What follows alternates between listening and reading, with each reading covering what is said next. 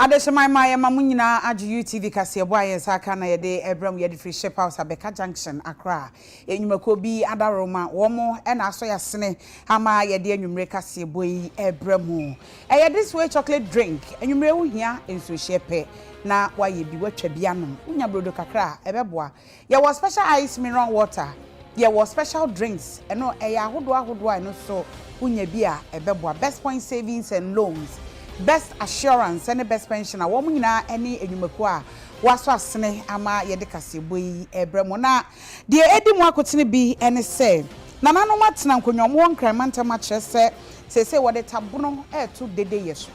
na enu ne nkramantem so afodi atu edwa achem se yenhwe na samra no yeni so CDD Ghana womo ene womo partners se affirmative action bill sebeya ebetimi ahwe ama yaje atum no mafiti ase a wo mu echirem se yemfa ma enka ho yie se de beya ema se ye sigina e bia wo mu betimi so akire wo madwen omampanyin dada John Dramani mama se Ghana fo esufre NDC fo pa Ghana fo bisa aban se sa taxes miensa no a wode aba no sen eneti ana ayensan adehye nso akasa sensam so na se bridge ne da won enye enti aban meye mawo SMP ka ho ne de bramo ewo kasebo imimidin de akosi asapon menen akua ajiwa kwadi afi kasebo no emu ensem enie osofo a wono ene hwe apomuden ho ensem onimunyafo kwaku agimanmanu ena wode atu edwa se nani age ewo ekwan apomuden adwumayefo wo matimi aye won hyehyeye watoto neoma empo so hwe apomuden adwuma no a ekamere se ohaw kakra ewo mu ada nenso wayere wo ho eye de obetimi bia se de be ya apomuden ho nsem ebetimi akoso yie ede amagana de hye Ononyafo kwaku agimanmanu ekire se ewomsa COVID-19 by enu achi no yellow fever, monkeypox, measles and marburg ningina nso eyiniti nanso ningina mu no oman no boye ho modern sisa anyarewe ya no a ebewi ase no yetimi adi ningina so enkonim enu nso nti ene wo kire se enka oba eya so eye hwe apomden ensem so a wo mu hia sika pa nanso wo mu de hom de kotomra sebedwafie no eda so konkon ho a ebesi ne no wo mu nya enye ntumu ononyafo for agimanmanu din sem nyina tudwa ebra na senior managers wo ye wonhyiamu ewo Kumasi a wo kire se vaccine manufacturing plant no wo mu be hyase esi ne dendende nam se komra hyebedwafie no wo magye atum na osiwi a ebeboa omai Ghana sade be ya yankase benya ye vaccine. The work you did is recognized not only in country but even beyond. And those of us who get opportunity to travel to meet with those working in health systems globally, the way they've elevated you is so tremendous. And I believe you deserve very, very, very great thank you. Since after COVID, we've gone through other outbreaks that have been seriously contained within the shortest possible time. We saw yellow fever, we saw monkeypox, we saw Marburg, we have seen measles, but all these have been met with all the aggression, and I don't know how we managed to contain them, how resilient our public health system has become. We have a lot of challenges, I appreciate, but we have also resolved some of these things, and we are moving into better terrain. We need a lot of resources to still continue to see how best we can strengthen our systems and fight even better. We have about 2 or 3 resources that are supposed to have come by now, but they are still hanging out in Parliament. We've got cabinet approval to do some equipment, supplies, and a big one that will strengthen our primary health systems. That is still sitting in Parliament for approval. Director General Edema Ghana Health Service, Dr. Patrick Kumabwaje, Enso Kasafa, Mpuntu Awotu Kakrane Chiseya, Wode Egu Akwem. I'm happy to report that at the close of the year, we recorded significant gains in key service delivery areas. OPD attendance increased by about 10% from a little over 29 million to 32 million in 2022. Mortality indicators such as institutional infant mortality, neonatal mortality, under 5 mortality rates, institutional maternal mortality rates also decreased significantly. Otumfo Manre hene Dr. Bafo Osaisia my Brantu a wotosunsia enso de sei ena tudwa. They talked about fake drugs. I learned posology. I learned pharmacognosy. Chief, the way to manufacture all these things are there. The herbalists with very little education are trying to come out with medicines, and over time we have just been complaining. Don't let us import any drug again. What are they using there? If it is machine, let us go and buy. Let us go, learn, and do it here. If there's nothing we cannot do.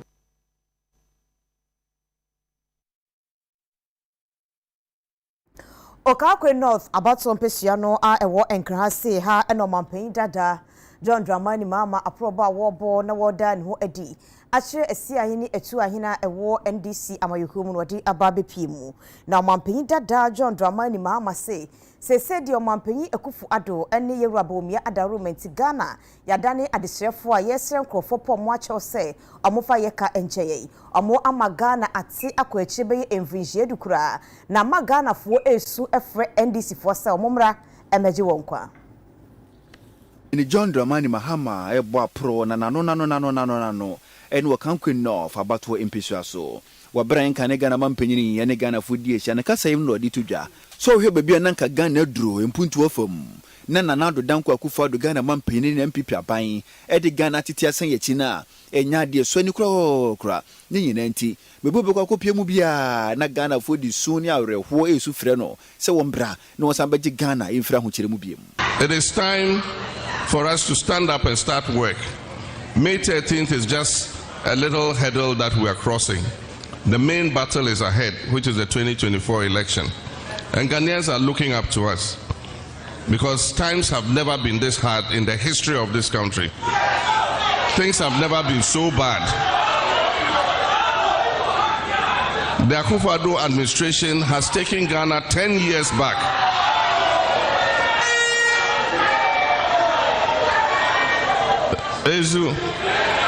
They have completely destroyed the economy. And today we become a beggar nation because we're going around and asking for debt forgiveness. We need not have ended up here. When NDC was in office, and if you even take just my time in office, all the development work that we did in this country, we used only 54 billion cedis. Only 54 billion cedis.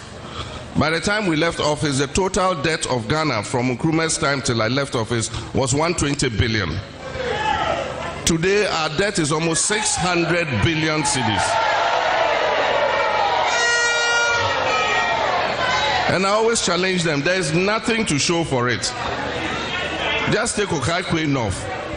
What new thing has happened here in Okaikwe North since 2017?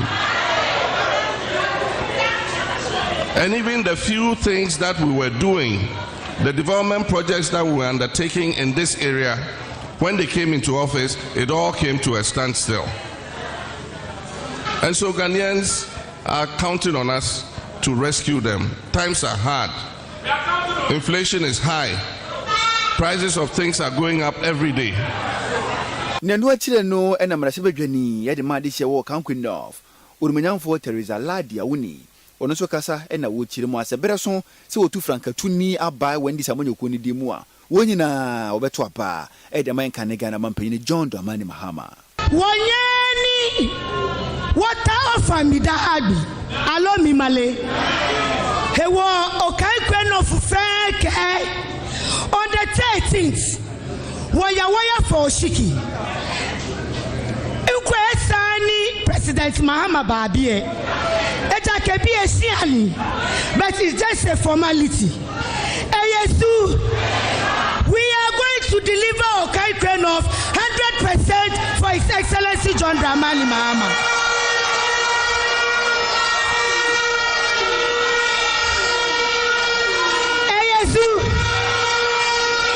We are promised the regional chairman. They shouldn't have added Okaikwe North to this store, but it is necessary for our father to come here. If you are here and you are promising our daddy 100%, show by hand. Number one.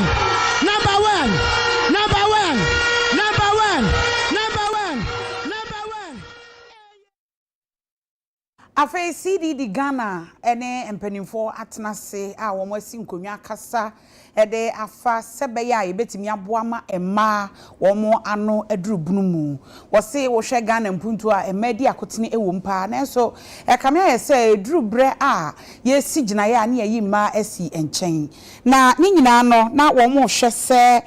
affirmative action bill a wo pese wo gitumu ewo mrahye bedwam no wo betimi age atumu amana konanim eno nam so ema adwumadie no abra wo mu ewie no owuranwe Shila Minka Premu ono ye convener ema affirmative action coalition osan eye emranim ni ena oni UTV news kasa ye echechensimo ene ye hia wo CDD ebesusu nyema efa se na nipa betimi aka bomu na yetimi eba emraye anasa membo kra ye bedwin obia ho emma mema omomoti krase oma bia ohun didem kakra oma ye hihye ene wo ye group B I from Global Center for Pluralism wo ye research bi e Ghana ha e kire se asenso ne bebre wo ebede nipa bebre mu we try to say parliament say ya even though Ghana ha man mema ma kra do so sen mema no parliament no e man no so what I say international say your parliament say enye inclusive enough if say your man mema nyina wo Ghana e say anka equal number e na anka ehu wo parliament pempi no hwe a hu say e ba places bebre a mo to me pa no bebre ye mema e man no so nti ye emre bia Ministry of Gender Children and Social Protection accountable mu e no affirmative action gender equality bill emre bia anka ba ebetimi aboa ama ema ne mema nyina eba nyama bebre mu a parliament o anajime mu ye na de nyina na ema nso number adoso kakra if say ehu se hwem bebre a kire se ekro bia ema ne mema nyina ati omo timi gina bomu eye adwuma no ema sam aban no ana ekro no etimi kɔ n'animu development no adoso same places bebre a ema kakra bi pe ene ema omo chance and opportunity say omo nso omo nka pontonjuma ho ene ema bebre juma ho ministry na ejina sa bill lecture no 2011 ko say yes some ministers no bebre say nya ye 8th minister nti bo ha omo ba e check kakra so no hu ejuma na omo ye nso adoso nti aso no be hu say sa bill ho hia no bia e bo na time kokakra nti ni nyina aka ho yanso yenim say from 2021 ekosi December 2022 ni any minister nti eno so ma nyama to sin ekakra ena nti ni nyina nyama bebre ama bill no ena ye fo so say aban no cabinet no omu say bill ye ho hia pa e say Ghana ka eche wo hwe krokro bebre a oma ye mra etimama mane meme nyina timi omo numbers ba Ghana de ase ya catch kakra nti e bibia ese se aban no hu se e bibia e hu hia pa no me ye hu adwuma na sa bill na ba wana amo eye atia ho adwuma mekire cashew no ewosunyane ne potemu akwakoye nhyiemu na nhyiemu no eko awie no madwen akobenkrom se eye atia no ana omo eton ne kilo ni baako no empeso eye cedi no nwotwe ene empeso ano aduonum 8 cedi 50 pesos no mo ateso edi akosidi no enso eye 7 cedis omo kiremu se bibinti ena amana ba ne sa omo kasase America krani enakuafo odo atia ye cashew wo so gu aban so a se eboa mpinfo de to atia ne firi omunsam no enya de so ani ebi to kilo ba ko 4 cedis 3 cedis ene ne keka ho na we ena ma tree crop development authority mpinfo eni akuafo ene wona wo kan bi wo medi ahia wo sunwane a wato adwen edi afa kwampa obefa so watia abo no obema ne bo akosoro na ginasi na chiri na mpinfo aye ne se kilo ba ku bia no 127 Ghana cedis penyino kwankyere for that tree crop development authority anno Ura Williams kwetu ekasai ebo no 50 pesos per kilogram no a drop about 7 cedis per kilogram is and say international cashew price no for Ghana price in cashew I mean for Ghana cashew no a drop every $1,125 to $950 and exchange rate mum akosro there move from 10 cedis per dollar to 10 cedis 47 pesos per dollar all the parameters we share formula no ma de onya and any 7 cities no about last 2 months I meba ha no and there me hear the same na na ezenka bonu boy dey e cost because that time na international price no na e cost kakra na price no so e move from $1,125 to $1,150 not just $25 we buy dey abeka by nye same na me hear ye review no enu akire no na titina ni ye de makuafo wo do atea e wo German South mensene no mu owura Moses kire ono so di nsem sei etudwa executive officer kan no ye so mu a eyeye efise tell no kan say dollar no kan na ye 1,250 but say atiaba 950 let us say out no so quality no a omdi tono aba from it is omma my services per kilo but you say kwani bia eso mu a eyeye quality say de o kan no na bebre kasu no omu hata ba na omu atre yen say kasu no ese dry be say 3 days ye dry kasu 3 days ya most na ewom no a enye no ye nyi ni nyina film ye nyi ni nyina film ni esiminya 46 up to 50 out 10 kasu no omonto 7 series enfama yen nti akuafo nyina ye ni age na mo de ye kan say efiri ha ye kwen am CC ni DCC a omo ba ya omo free various district ni na ba ye no omo ma akuafo ni timamufo na e wonu bia so nte say e say obi to kasu less than 7 series a menti ase ana fesu ba ye so hu say de ye kan ha no e ye atuma nti omo so ebedi so ama ye so akuafo na e ye kua no ye so ya mrekwa na nkokura mu no wona wo kra cashew anasa atea de konkofo ama so nkabo muko eye Cashew Traders and Exporters Association openyina wo de wona no satitina ni owura Alex so agei ono so di nsem sei etudwa sabre de o hwe price na omo de aba emu odin kakra because international market na ba fom pa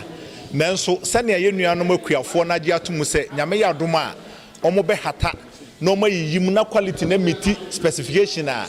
ya kire ne parameters no eno de yese koba na saa ye beto na saa ma won because at the end of the day no akuafo ni nya bo papa na omo adwuma koso a ne yansu adwuma no etimi yeyi ye jina we se so agi adwatonde abaye ba kase bo no ye beto aso yeserew enko ba bia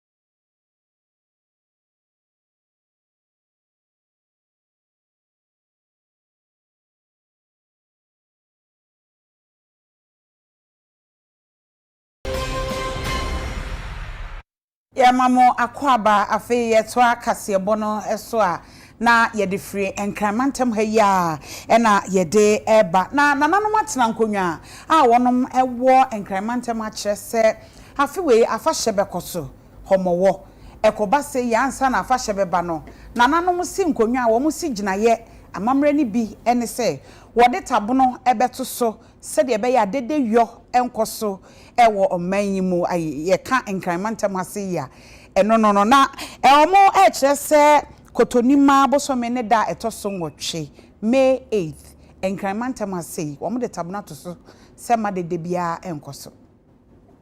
Wonu nananom ewo ga nananom atena konwa asase so weyi bosome ba ko disi honom ebra dede yo ewo nkran nananom atena konwa asase eso nyina no de bompaye esufre yedie nkoso aduane se embra nkran se ne be na Ghana fo benya bi edie na eno ene opanyina wokasa ede maga nananom atena konwa wokasa dia tudwa se nyankopon yadoma adwoda ebe na wotwemienu so ene ye data abono no efrase ensore woni ho kwan so okogina wona asore demo edi speaker esi ho no yedede enkramofon so ka ho bi omo preachi e wo kwan ho so tabuno ye bi ebeka omo wona obeye yie busumi me o yanimu yi wonyina no tabuno no ebi aka omo a wonhwe hu ne se obedi nhihye so na obi ankotomra. The 15th day of June 2023 will be the Udada, that's the lifting of the ban on drumming and noise making.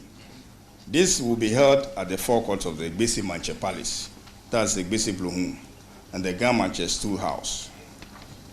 A task force working with RECSEC and various metropolitan, municipal, and district assemblies has been set up to collaborate with the Ghana Police Service and the other security agencies to monitor and ensure compliance with the ban and prosecute culprits who fail to comply. The Ghana Traditional Council shall further count on the cooperation of the various stakeholders in ensuring strict observation and compliance with the Ghana customs practices and usages. The Ghana Traditional Council, by this notice, entreats all persons within the Ghana state to comply with the month-long ban on drumming and noise making and refrain from making derogatory remarks about the rights, customs, practices, usage, and beliefs of the Ghana people. Konfu penyina wo Ghana na matena nkonwa asase so no mo mensa amamre nanom de begu fom no o kirechire mu sei kanma te shikompe atwade akpable ke obenke gbachuko alo benke senchuko nina ke foshin opo o shinyeko atwa chinsimi gbeke bi ahwemo ni atona atwade na blo afi kokla afi yala afi noko ni ke blo mo ba somo ife asomo sana me fe ya me somo twemi esa na me fi onoko ni ho fe mo ba je ko keja me somo twemi ke ba agbo na ewo aguo no fe no ni akefi oho alo no fe no ni wa ho fe mo aguo fe wo nyeme ni ame operator restaurants ke night clubs ke bars ke sports ni ameke lala chuni ne ke ni bi ne fe yago na bosome a nananom enkrafo edi esiwo no se ya bra tweneka ani dede no enam so amankramantem so afo munyafo Henry Court adwumawura edi atodwa achemensi kropon assembly ahodo security agencies ekwoku ahodo mo hwe bambo so se amonhwe so mo de mra no ebeye adwuma aboma Ghana fo ewo enkran yedi so efise ho mo wo afahye no eye nananom amamre ne amane a esi ye hwe ne hye mukena enche bebiri ne nananom ewo Ghana nananom atena konwa asase so ode homowo afahye eba be hyehye so ni sayo so ntini mpinifo ya ni se dwode wo yanimi ne na wotwemienu so dide yo wabra ewo nkramantam yi emu enu nti enkramantam yi so afo no munyafo Henry Court apo abedwoko a mpinifo wo so bia Ghana posifo nso ewo so bie na mpinifo nya no omo ID card kama ibedia dance yesa ampa wondwumadi a wodi se tax force no mpinifo ensa ewo mu no munyafo Henry Court yegina so de to ade che won kran nyina nim setabu no de ato dide yeso no obi anhwe so odi ani die sefata ebe ma san hyehye no so wanye sa na mpinifo sa so mu a ene danta wasenema. The Regional Security Council, in collaboration with the Ghana Traditional Council, is appealing to all and sundry to observe and respect the ban on noise making and drumming. I have further directed the MMDCs to call an emergency meeting, what we call METSEC, MUSEC, and DISEC, to engage all the faith-based groups in their various or respective assemblies to communicate the information or the decisions of the Ghana Traditional Council to them, so they will all observe same. Again, we are appealing to the IGP to speak or direct his command to work with the MMDAs and also with the Traditional Council so that these ban on noise making and drumming will be fully respected and complied with by the general public in the Gamashi area, especially where their area of operation or jurisdiction extends. Nenu achi onumunyafo Henry Cote ye gina so de bo baako ekunuma mienu wo chire mu enhyehyɛ aban de gu apono so efa agbogbolesi asase no eho. My attention has been drawn to a very strong allegation that has been made against my person or a person of none in the Agbogbolesi area, which will measure about 78 point something acres. You all know, whilst this gentleman, or in the process of submitting the petition during the demonstration, he categorically said that and he said he was speaking to me, that I came into office with the hope that I was going to work and get Accra clean and for Accra to work. Rather, after relocating the people at Agbogbolesi, I've connived with people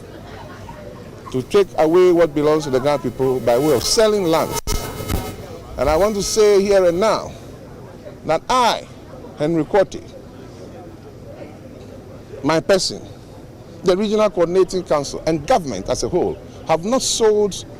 even 10 by 10 to anybody. Originally, we proposed that a portion measuring about 10 to 15 acres of that land that we have reclaimed be allocated for the purposes of building Agenda 111, which will be a hospital that will serve all and sundry in the area. Now, any attempt to suggest that I have sold the land is now damaging my hard-won reputation, making a false allegation against me, which I would not accept.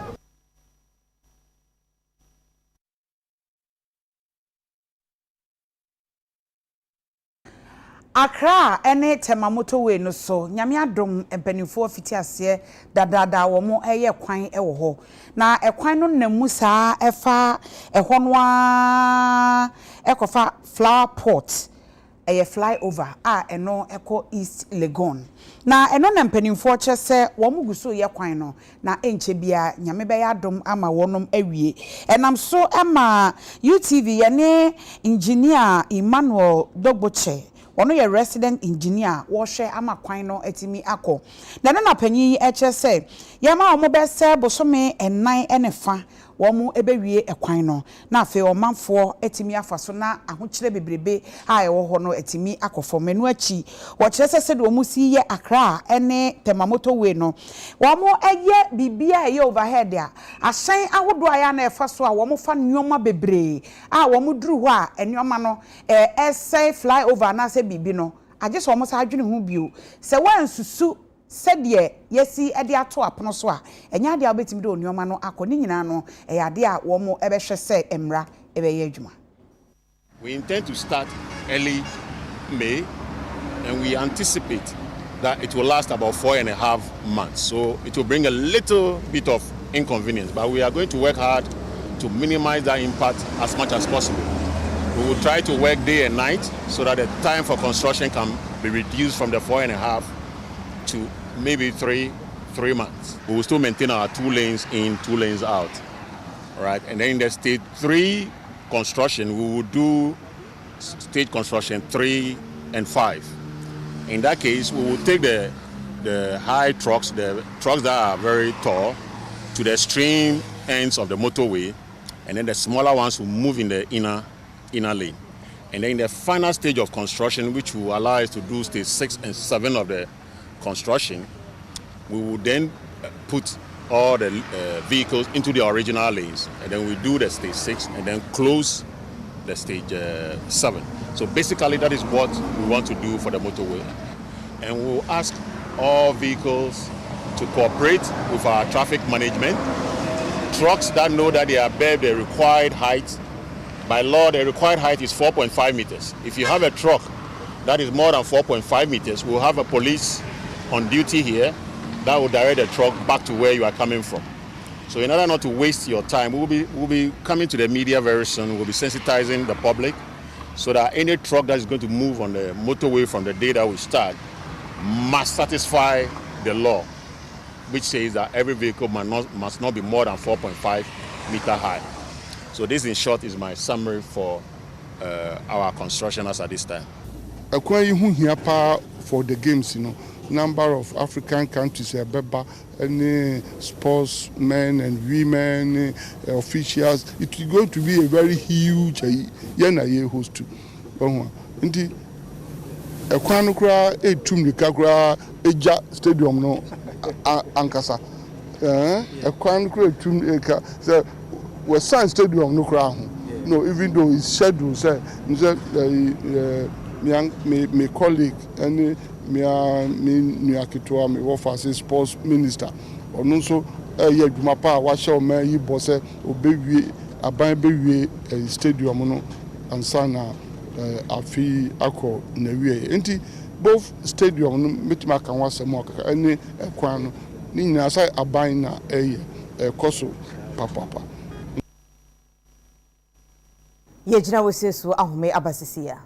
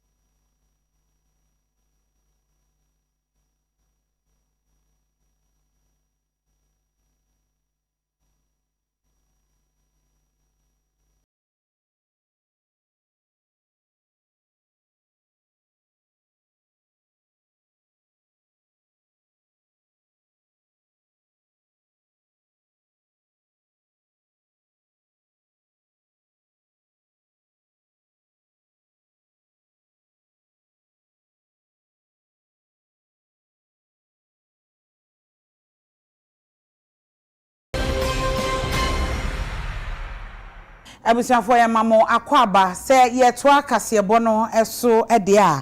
na Professor Frimpong Boatin a enkane ono enene eye osoafo a ohwe obade nyoma atwa ye hu ahia so opanyin the report ababeto abontin so manfo de wani ene waso ade akira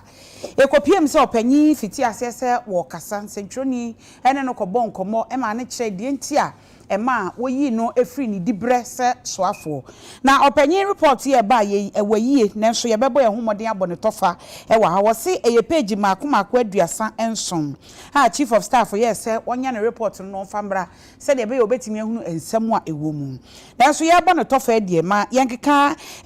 point kakra a eni ye betimi akenkan wo ye kasebo mu opanyin kire se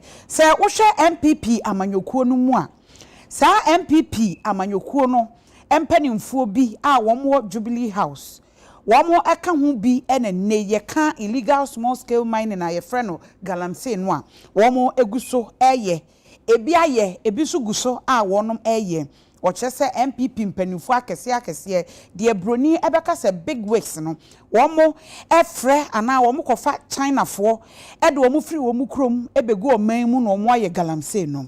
ochire se wo hwe anibre ene enieden a na ye pese anka galamsey e wo small scale mining fam anka ebetimi ahwe na yesi nioma ano ekwan no Abraham ampanyi bo committee se wo montena se no mo nya nhyehyeye no mo mo omayi nioma atwa ye ho ahia ye nsase ne ye nsuwansuwa no e no mo de asem to no so e ma no ekoba asa eno na opanyi kire se wo hwa enipa dodo a wo ye party officials wo ye national executives and national empanimfo no sa unit committee level efrim empanimfo na so besi unit committee level fo no wo mo na eye galamsey no wo kire se wo mo namfo wo mo PF wo mo agent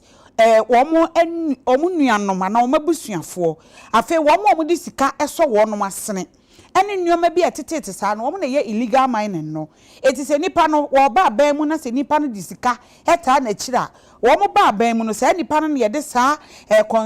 consignment saa de be ma na wo kwakotu eso agudie eti China fo wo mo ye adwuma ema wo mo na de wo mo hyeda kofa wo mo na wo mo de wo mo aba na we no wo ka ne se ne na nye party fo nko a wo kire se wo hwe concession ahodo a wo mo ewo mu no a dosun yie papapa a ni nyina no appointees bi a wo mo Jubilee House wo mo nyina ta wo mo ye illegal mining no achi na wo mo akoro ye wo mo ta wo mo achi no se ko ba se achi obi a wo mo and the frey say instructions from above na ya frɛ obi e de afiri ho ana obi afrɛ firi ho e de aba besusu se nipa we de we nipa enu nti munyan no woto aso kire mu se MPP a wo Asante Mantam mu esan ni position se emrahye bedwani a ye de no koto eye Minerals Commission ho pe no ye member e wo Minerals Commission wo mo eho ekoba asa no wo so oje large consignment a sa consignment na esu yie pa wo no ne mansini mu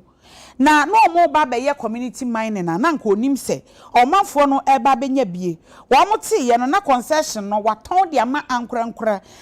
sa ankurankura no oton ma mo ba bia obetwa ma bia no wode ma wo mo 200,000 Ghana cedis ba ko bia entisi ye bubu na ye bia asase na ye apem ena na nka mo de be community mining no ono nko age se sika no e de gu ni botom enti abra ye kwakoto aba 2020 no wo ye na dwen se ngodi sika befam wo manfo a wo mo to aba e de ema no se delegate no eye wo mo yeyie enti wo mo soso hwe kwan a agi sika ni kakra ena wo mo koto aba no wo manto ama no wo mo to ma de obegina ye no a wo no woni sika bia wo bia enta na chie Professor Frimpong Boatin esan kan e wo report no mu say leading MPP officials wo mo eya lawyer fo wo mo tie sa galamsey fo yachi enti se nipa na yachi no kra wo mo say yensu ane ensase yachi nipa kro pe na wo ma ba begina wo say yegina mu di ama wo mo na wo de mra na wo mo awurawura mu sa behu a na nipa no yegya no na enka ne soafo yi esan editu edwa say sa wo hwe the report wa March da etoso edu enkron afimpinu ne aduonu baako abra chief of staff ka say won famra no eno wotro ewo mu afa report isa bo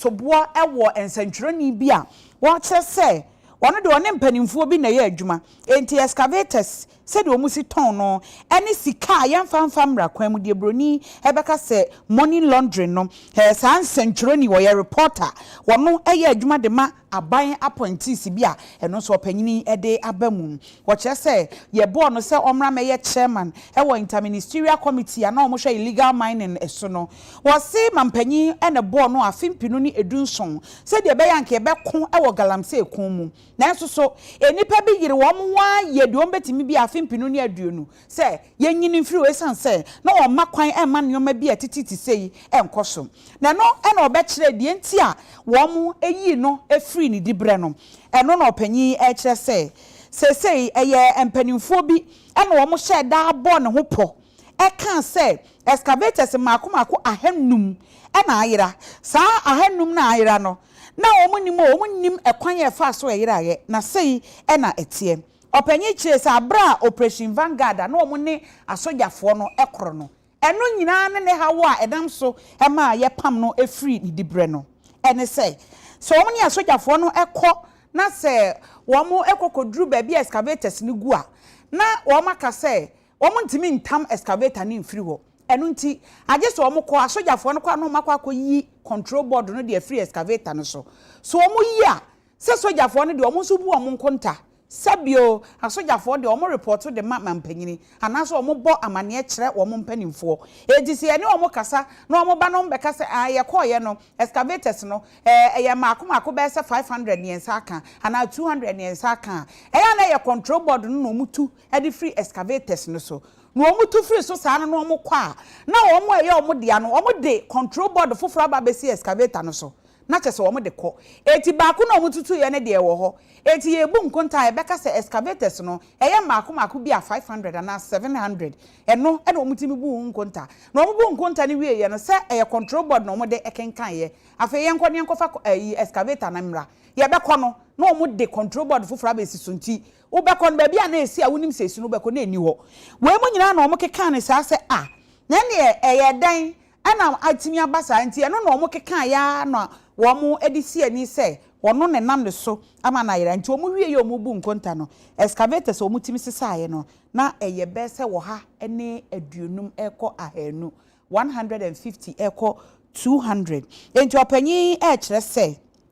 nipa bi ana omu kekere ne saa na ne nyina no empanimfo no dodo no a eye womu wa MPP amanyoko no big ways ebi nso efri Jubilee House womo ye adwuma e wo galamse adwuma ne besi nne womo da so a womo eye adwuma no Ghana for ka kire abanu se yi levi na wogege ye no afi enie wo mra mebu nkonta emfa enche ne hu puntudwuma hodo a efiri mu aba levi a omuji 1 year ni aba ye hu ade bia omode ye acheche ye street ise acheche nko a ye hu hwe ye dwadifo kra ye di dwan tas ye twi asa so ye hu ade a omode ye eti asa man obeyi na no ye hu de 11 no de omode ye so ahu because ye dwadifo ye bre ene Ghana revenue ni o ene menie ene wefo ni obi okra obakra hu ade kwa ye nso no so bajiska eti asa man no oba explain de ode 11 sika no de aye ensa omu ho se anya ho nkwan ne kwan bebre wo baabi mimi kuro kura kwan omunye kwan bebre gu ho no omunye pokwase kwan de se awie anesa na adwuma no so minim obi aya ne minim se plan da hodada de se fiti kwa me nkroma abre so satam ne enwo me de enso plan da hodada ade no omuye adwuma no omunye ne preko obi aba no abaye kakra se ne be ya oya to say oya minister na mo kam percentage no oya 1% na onu adi sika 90% na aka no se ne be ya another person so ba ono so ba be ye ba ko no so anya bi adi nti na de bia ya ti kro no mu no ye ne ebre entos 4 million entos adaka no mo se 40 million enti paint rubber no mo sha no 1.2 1.5 open ye fe dia 1.5 open ye nya fe dia anya sa wo mpe be usika na enso enti no wato ne nya fe no se na usika be so ama say enkwala ayesi so entimi mmobra bia de bia ya tale baako ya mpaboa baako ena chese bra ne yebre. With regards to mobile transaction 11 no me hu say beginning na nka amount for suru the panic akraba entina manfo enyi sky binum so nseni ba je se amanfo atias ye no eko eflu matina market no mu kakra me hu say eflu but what we buying side no na yen sheda nim say ebia or introduce 11 no one side no wenya so mfaso ana so nya hu so mfaso yenim tina me transaction free me momo account eko me bank account no ma draw first me send 5,000 omo me 105 cedi me send 5,000 which is old currency 100 million omo me 200 Ghana me ko bank ho ko bi so omo say adentina me send this free me mobile wallet akọ me bank account abe withdraw ayetimi ile visa omo ka jem so omo send this kana me back because omo be ko omo headquarters no omo ne omo ko kan omo send this kana me back up to now skano ya send am ti ile vina ba ne de ba ne de in fact me ka say nha adwumayefo a na me boa aha em papa fence wo ba no so de be ya kwan ne nema ohwe ba bia mete a do me ko abrinya omo bu nkrofo kios ayi ni nyina free kwan ho so mo ba be ye kwan more than 1 year ni omo pam omo nyina tifie nipa ni bi na pese ombeko but office obeko de ya kwan da obetimi akọ ti revenue se mi se ni ska ibi mi se ni 20 million kwa na yetimi a first na mi nti ase but ene no mi se ni yetimi ha me